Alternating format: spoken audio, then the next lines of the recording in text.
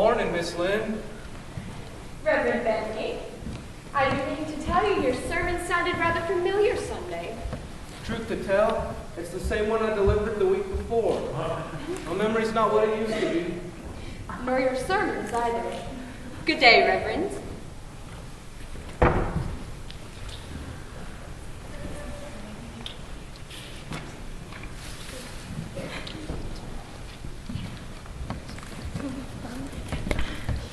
Why, Mr. Phillips and Priscilla Andrews. Mrs. Lind! I didn't expect to see anyone but the school children out this early in the morning. That seems quite obvious. I'm on my way to the Cuthberts to look over the new boy they adopted yesterday. He'll be going to your school, no doubt, Mr. Phillips. And he'll certainly be welcome, of course. It's nice to see the teacher taking such a close interest in his students. Yes, I was just talking about Miss Andrews, with her geometry. How conscientious. Now, Miss Andrews, let us once again review the difference between an axiom and a postulate. Mrs. Lind is back! What children? Get her back! Okay, no run. No children. If I had to do it all over again, I'd only have 10 instead of 12.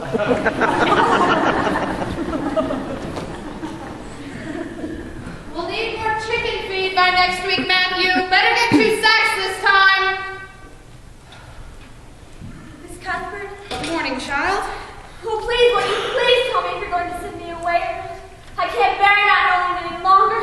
I spent the first half of the night awake and worrying, and the second half sleeping, dreaming about lovely green Gables. Well, suppose I may as well tell you. Sit down. Matthew and I have decided to keep you. That is, if you'll try to be a good girl and show yourself grateful. Why, child, whatever is the matter? I'm crying. I don't know why. I've never been happy. I'm glad as I can be. Okay, can you tell me why I'm crying? Maybe it's because you're all excited and worked up. I'm afraid you laugh and cry far too easily. Yes, you can stay with us, and we'll try to do right by you. You'll have to go to school, you know, but it's only 2 weeks till summer vacation, so you can start in September. I'll try ever so hard to make you glad you have me, I promise. Now, what would you like me to call you? Miss Cuthbert? Or Aunt Marilla, maybe? Well, I'm not your aunt, and Miss Cuthbert sounds kind of distant, so you can call me just plain Marilla.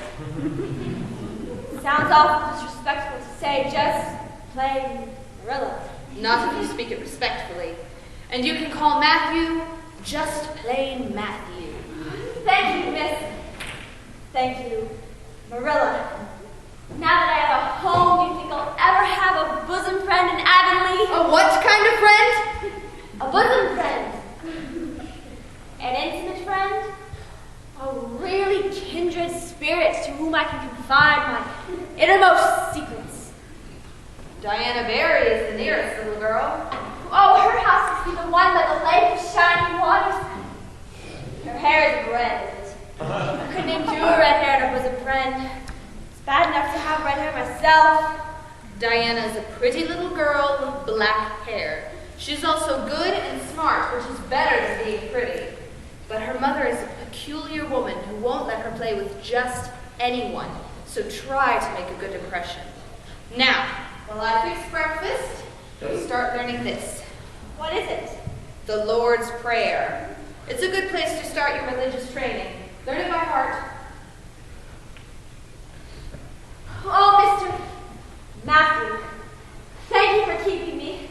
At first I was so happy I was crying. Now I'm so happy I'm laughing.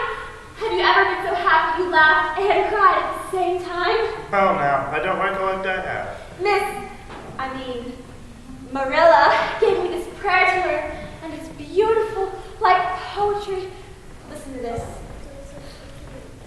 Our Father who art in heaven. Oh, it's just like a line of music. I'm so glad I'm learning it. Well, learn it and hold your tongue. Perhaps you'd better go up to your room so you aren't distracted by your kindred spirit. Yes, Marilla.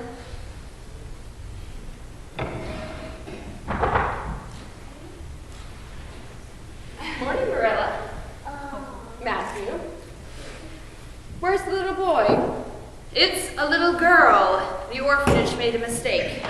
So you're going to send her back, of course. No, we're not. Matthew took a fancy to her, and I have to admit I kind of like her myself.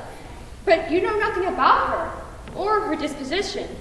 And you not having any experience raising children, there's no guessing how a child like that might turn out.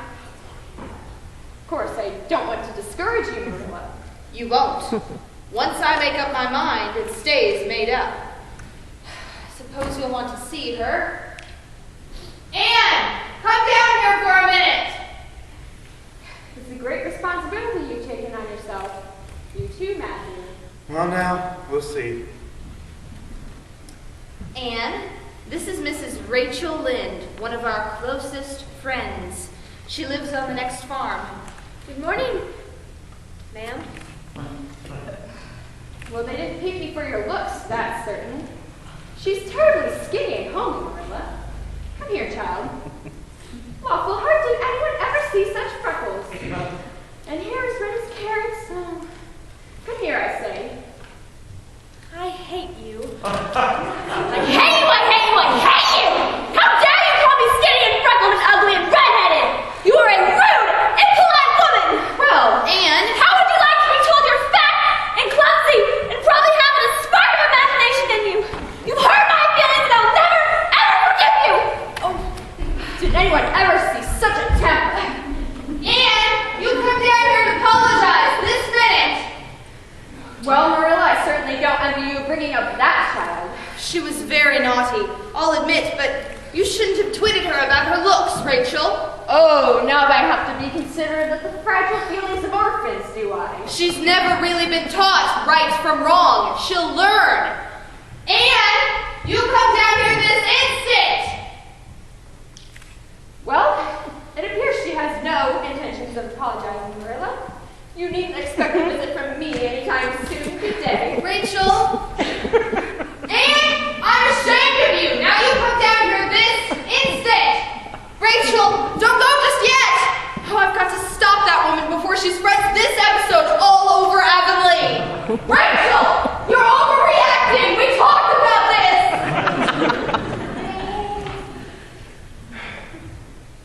Anne, it's me, Anne, Matthew.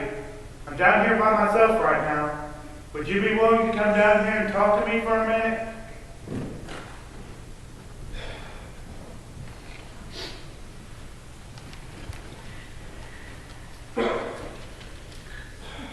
Anne, I think you'd better apologize and get it over with when they come back.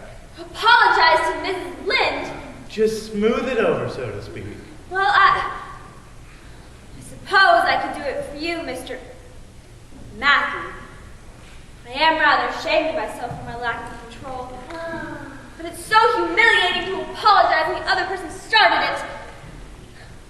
Still, I'll gladly do it for you. Just smooth it over. Oh, here they come back. Don't tell Marilla I said anything to you. She might think I was putting my oar in. I'll see if I can get her to come back down and... Oh, Mrs. Lynde, I'm so extremely sorry. I've never expressed my sorrow, even if I used a whole dictionary. I behaved badly towards you and disgraced my dear friends, Matthew and Marilla, who have let me stay at Green Gables, even though I'm not a boy. And you did tell the truth. My hair is red, and I am freckled and skinny and ugly. If you don't forgive me, it will inflict a lifetime of sorrow on the poor little orphan girl. Please say you'll forgive me, Mrs. Lynde. There, child. Get up. Of course I forgive you. Maybe I was a little hard on you anyway. Don't mind me, I tend to be a trifle outspoken.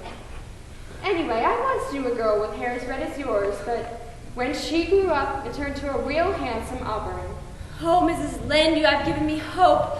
I'm sure I'll be a much better person if my hair will only turn to auburn. Perhaps she will turn out all right after all, Marilla. Especially now that she's come to live amongst civilized folks. In time, we may even come to get along with one another, young lady. If you take a notion, you can come and visit me one of these days. Thank you, Mrs. Lynde. Good day. Oh.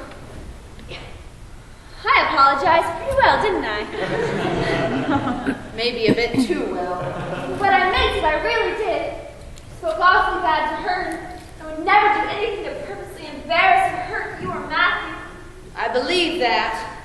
But you're going to need lots of moral guidance, even more than we can provide. We'll get you started to Sunday school and church right away. Let's go upstairs and see what you've got to wear. If necessary, we'll ride into town after breakfast and get you a Sunday dress. How wonderful. And on the way there, I'll study the Lord's Prayer while I breathe in the glorious new atmosphere of my surroundings. I may not say a word the entire trip. Thanks be to goodness for that.